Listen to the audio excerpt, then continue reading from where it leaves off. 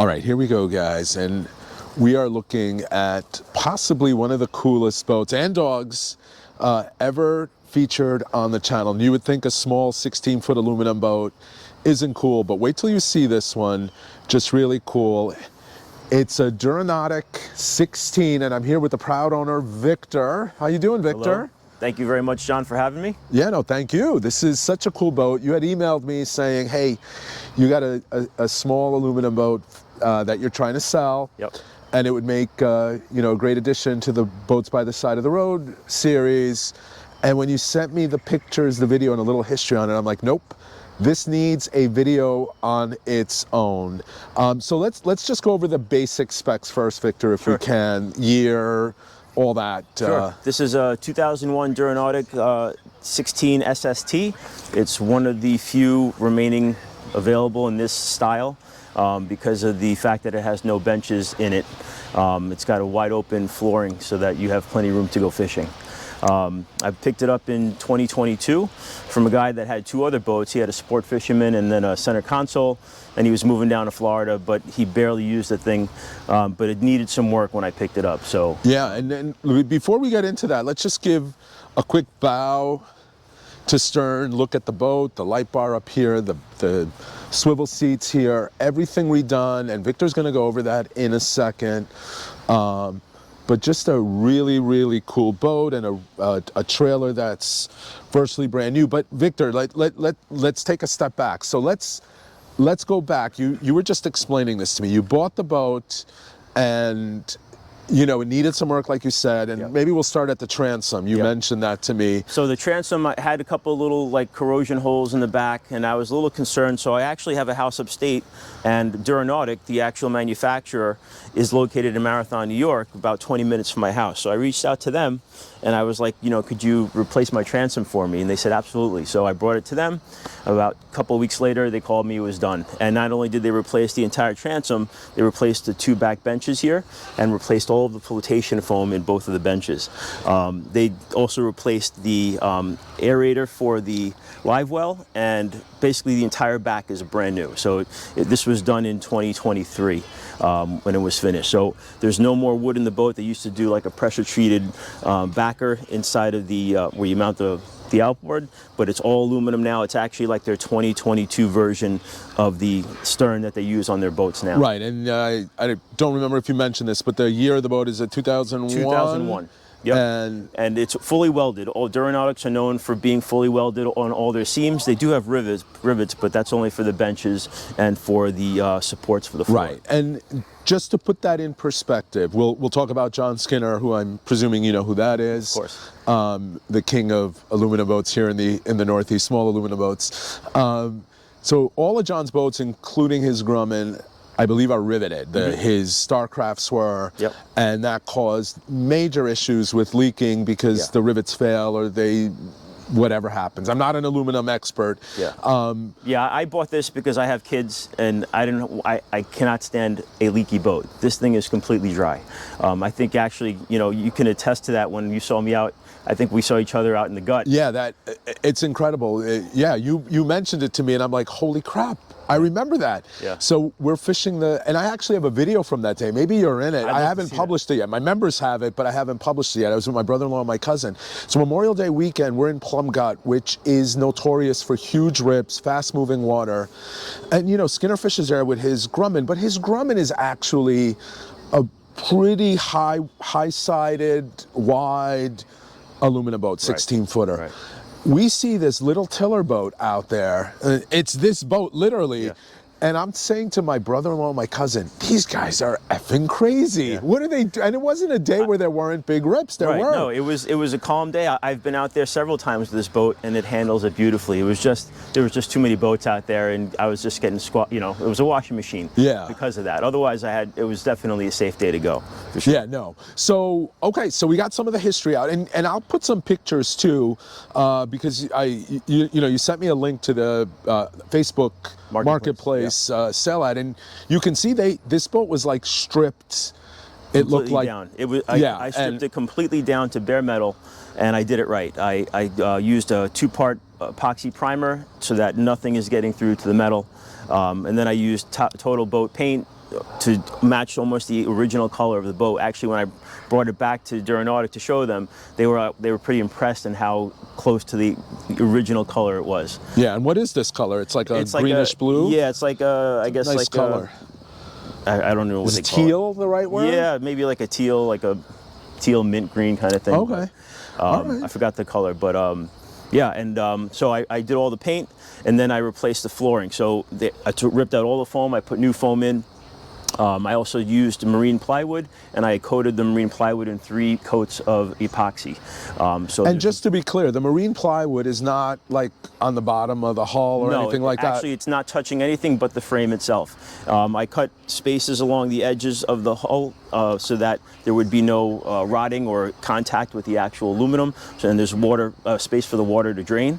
And it goes right down to the middle channel underneath the floor, and it goes right out the bilge or right out the drain. I have a bilge on the boat as well. All stainless steel hardware because I didn't want anything to rust. So any screw that's securing the floor into the boat is stainless steel. And then I put the EVA flooring on there to, reduce the heat and sound.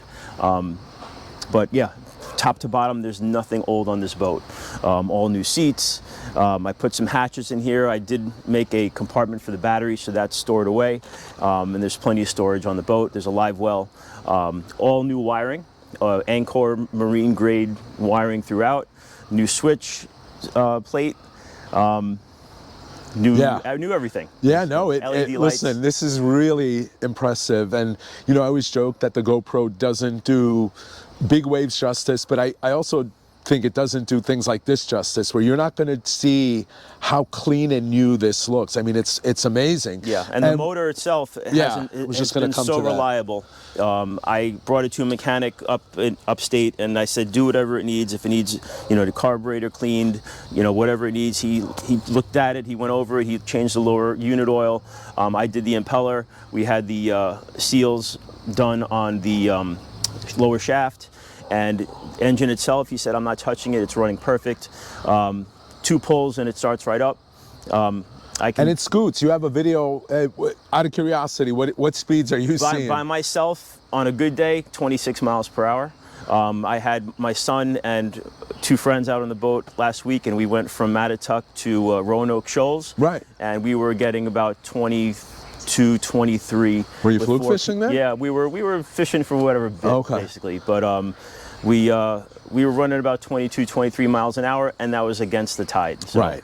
It boogies for sure. Yeah, and then just looking at the inside, you have a couple compartments here. I think this is your battery stuff here? Yeah, so this is my battery compartment. I actually have extra foam in here because I wanted that extra safety just in case. Yeah, and the battery switch is all the way in there. I see all the way in the back here. And this is a LiPo, or no, it's not a LiPo. It is a LiPo. Oh, it is a LiPo. A LiPo, whatever they call it. Yeah, lithium. I just bought this in July. It's a 100 amp hour, so it'll run everything on the boat for hours. Forever. Yeah, to give you an idea, I only have a 60 amp hour trolling motor battery on my boat. Oh, really? And it holds it forever also. So 100 amp hour, even more impressive.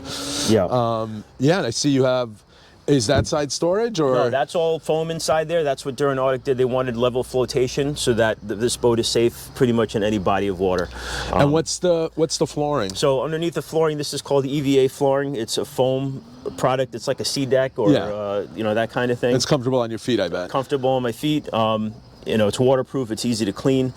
Makes it really simple to clean up stuff, especially when I catch a bluefish and it bleeds all over the place. You can see down here, there's the bilge. It's a brand new bilge pump. I never had to use it. It runs perfectly.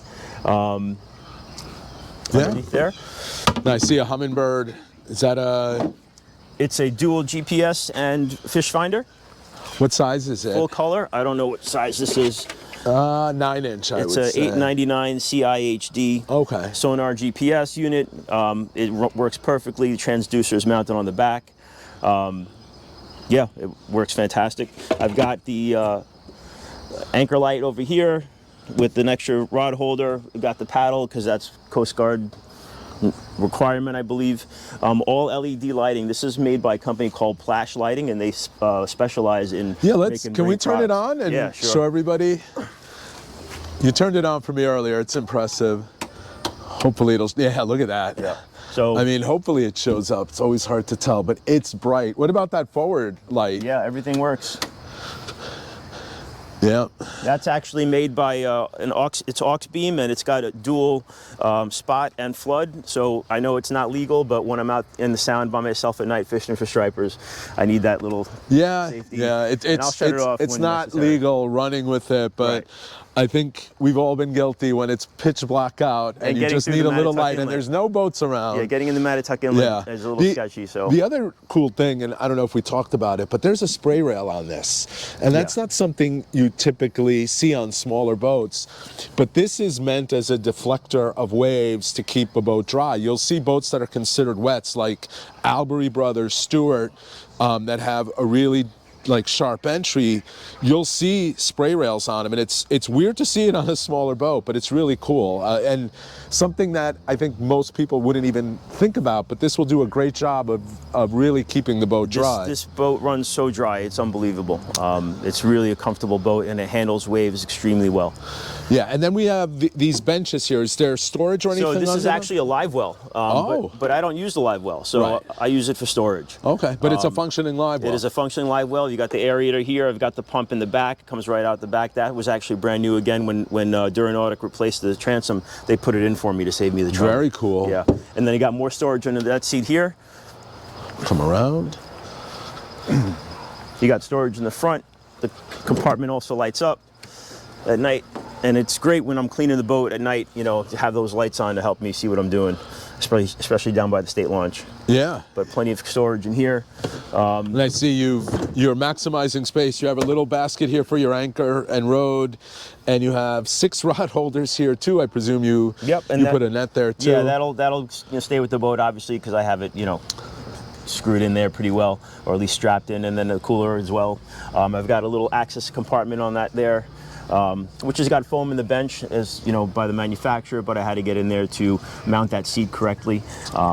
All stainless steel, again, hardware underneath, so there's not going to be any rust with the salt spray. Cup And holder in your the front. fuel tanks are up here, huh? Yeah, two 6-gallon fuel tanks, but honestly, I've run all day on this thing. I know. And I hear it from Skinner all the time. Yeah. And he has a bigger engine, but he tells me he uses 3-4 gallons in a day. On a day that my boat would use, let's say, 20 gallons. Yeah, I'll run from Mattatuck Inlet to Hortons and back, and do 15-20 drifts, and I still have half a tank. Yeah, I believe it. Probably more. I believe it. So let's cut to the chase. The package, the boat, the motor, the trailer. You have, I think you told me, about 10K total into the project. Yes. With all the custom work you did, the rebuilding of everything. Yeah. And what are you looking to get out of the boat? Well, it's the end of the season. I'd like to go. I'm going bigger.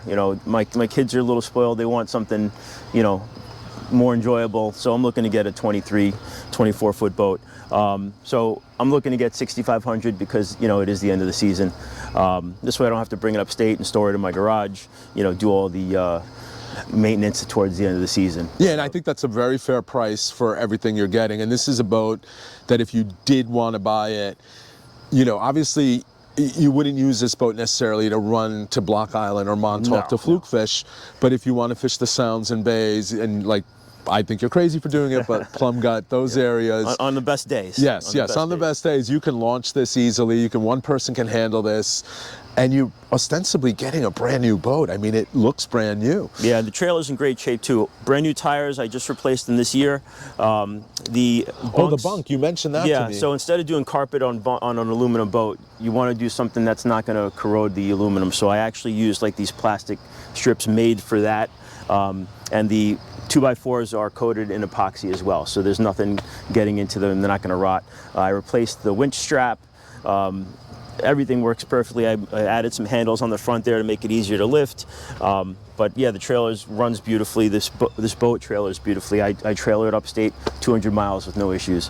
Awesome. And if somebody does want to get in touch with you about the boat, how can they do that? And by the way, I have the cover too. That's right. We'll show a picture. When we got here, I took a couple pictures. The cover was on the boat, and again, shows that you care about it. I'm always impressed when I see boats for sale and they're nicely covered. Yeah. No, during the winter, this is in the garage, and then during the season, I have the cover on it with the supports so that there's no water. Yeah, here are the supports here. Yeah. By the way, this yard we're looking at, I mean, there's a cool dually older Chevy There's a C3 Corvette Stingray right there. There's another Stingray body right there, another C3. Just a cool property. Not your property. Not my I property, was but sad to hear because I would have liked to have learned more about those Corvettes. Yeah. That's my favorite body style of the Corvettes. But we're going off on a tangent, Victor. Sorry, Let's stay focused here. Right. If they do want to reach out to you, what's the best way? Call me on my cell phone or text me 917-769-4477.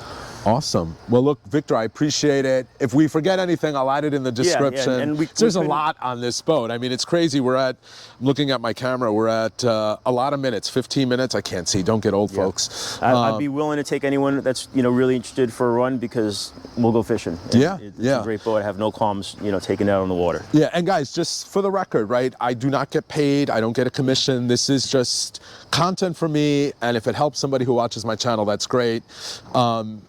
Thank you again, Victor. Thank you. Guys, I hope you enjoyed this video. Give Victor a shout on his cell phone, like he said, text or call if you're interested in this, 6500. Hope you enjoyed this video. As always, if you like these videos, hit that like button. If you're not already a subscriber and you like content like this, please consider subscribing. And if you have a cool boat that you want to show off or possibly sell and you want some Jigging Jerks marketing for it, send me an email, jiggingjerks@gmail.com. We'll make it happen.